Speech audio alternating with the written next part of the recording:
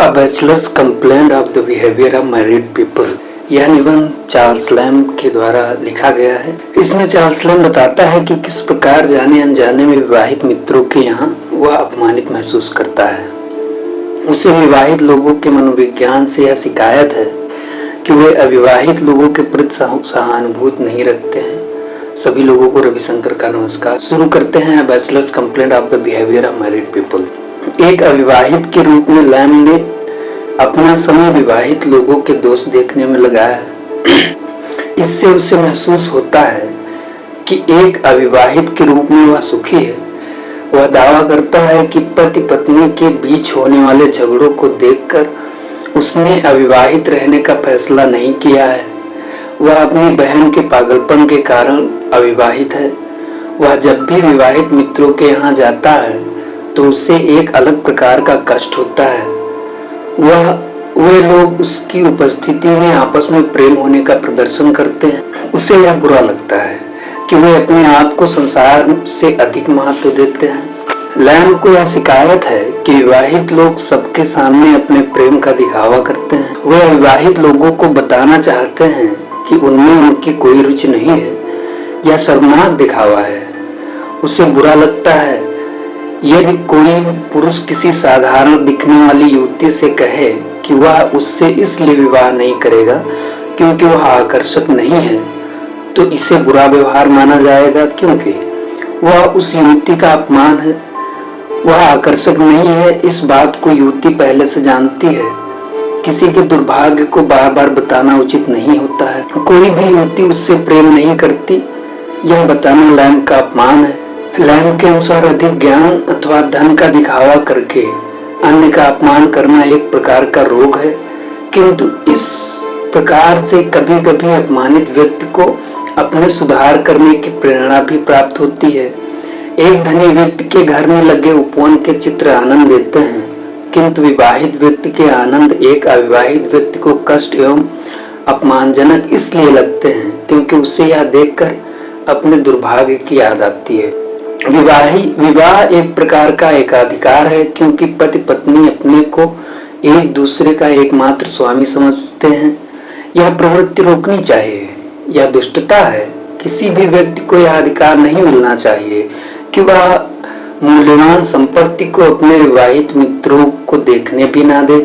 इस प्रकार वह दिखाता है कि अविवाहित मित्रों के लिए उसके मन में कोई आदर नहीं है। लैम्ब अविवाहित लोगों के चेहरे पर प्रसन्नता एवं संतुष्टि की चमक देखकर आपत्ति करता है। इससे यह भाव प्रकट होता है कि पति पत्नी एक दूसरे के लिए समर्पित हैं। इसका दिखावा करने की जरूरत नहीं है, फिर भी दिखावा करके ये लोग अपनी उच्चता दिखाना चाहते हैं। विवाहित सोचते हैं कि अविवाहित कुछ भी नहीं जानते हैं। यह बात लैम्ब को बुरी लगती है। सीमा में रहते हुए भी यदि वह कोई सलाह देना चाहता है तो विवाहित यह कहकर उसे चुप कर देते हैं कि वह कुछ भी नहीं जानता। लैम्ब के अनुसार विवाहित लोगों में उच्चता की झूठी भावना होती है।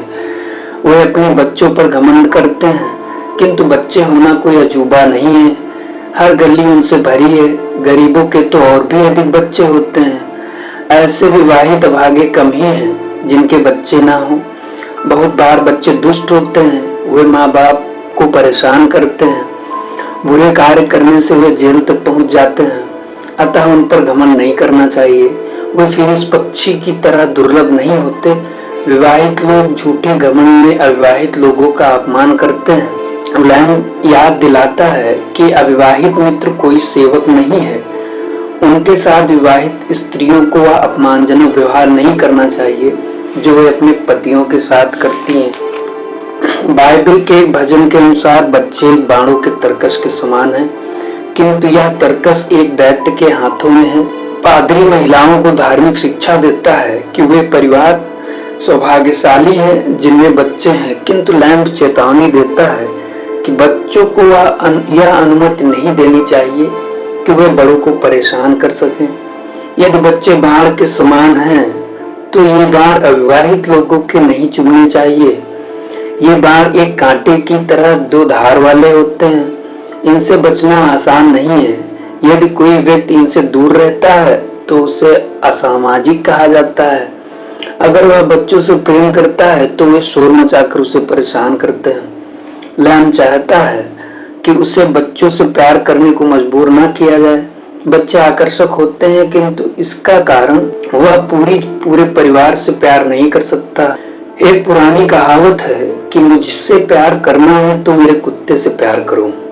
इसके अनुसार यदि किसी श्रेष्ठ से प्रेम करना है तो उससे जुड़ी सभी चीजों से प्रेम करना होगा, किंतु व्यवहार में कठिनाई आती है अगर कुत्ता कटखना हो यानी काटने वाला हो। लैम निर्जीव वस्तुओं से प्रेम कर सकता है, किंतु बच्चों का अपना एक वास्तविक चरित्र होता है। वे किसी के प्रति अच्छा या बुरा व्यवहार करते हैं। उन्हें माता पिता का सहायक नहीं समझना चाहिए। उनमें विभिन्नता होती है। एक सुंदर बच्चा उस स्त्री से अधिक आकर्षक होता है जो उसे जन्म देती है।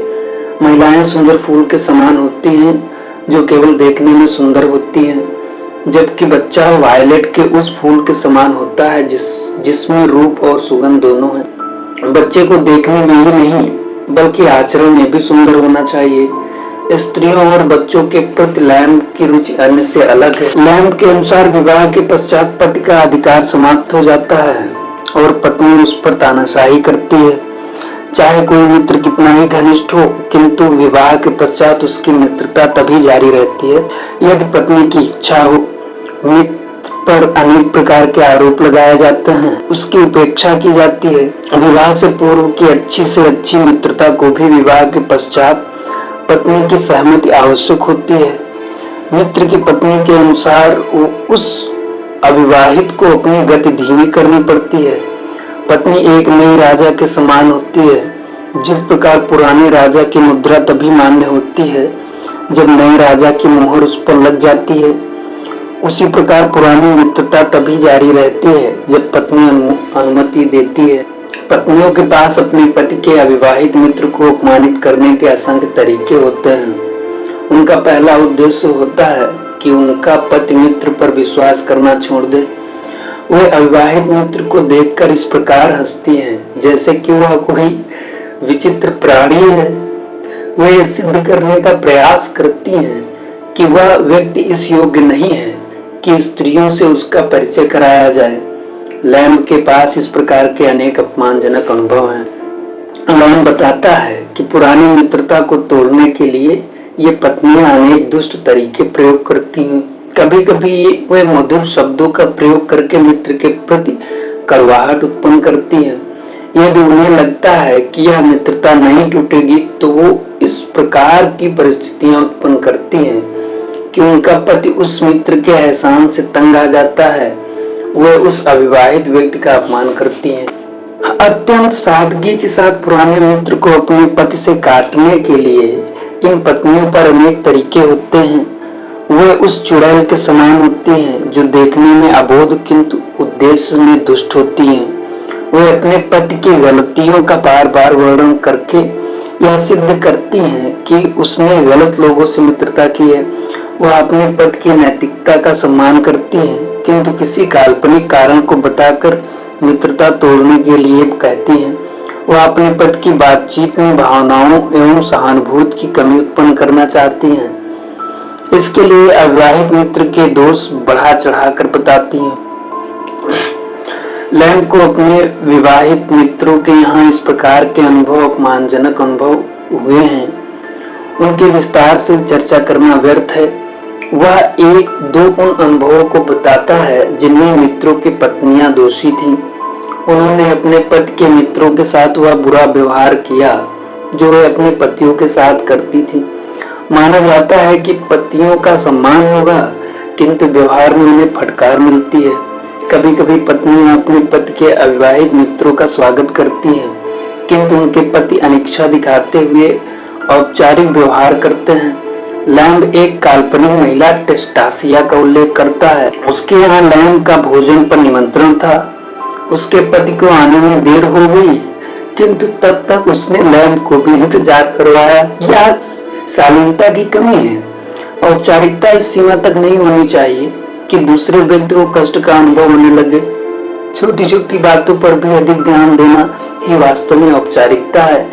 यदि टेस्टासिया ने लैम्ब को पहले समय से भोजन करा दिया होता तो वह अधिक शालीन प्रतीत होता।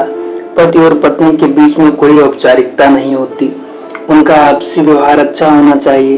टेस्टासिया के पति ने भी इस बात का बुरा न माना होता। दूसरा उदाहरण एक ऐसी महिला का है जो भोजन के प्रति लालची थी। इसका नाम सेरेसिया था। भोजन परोसते समय उसने लैम्ब की इच्छा को नकारते हुए अधिक अच्छी सब्जी अपने पति को परोस दी और साधारण सब्जी लैम्ब को दे दी। इस प्रकार के अपमान लैम्ब ने अनेक बार अनुभव किए हैं। लैम्ब इस बात से तंग आ चुका है कि अपने दोषी विवाहित मित्रों के नाम उसने छिपाए हैं। वह चेतावनी देता है कि यदि इन मित्रों ने अपने व्यवहार में सुधार नहीं किया तो वह उनके पूरे नाम उनके दोषपूर्ण आचरण के साथ सबको बता देगा। यहीं पर चार्ल्स लैम्ब का ये निबंध समाप्त होता है। धन्यवाद। आशा करता हूँ आप लोगों को अच्छा लगा होगा।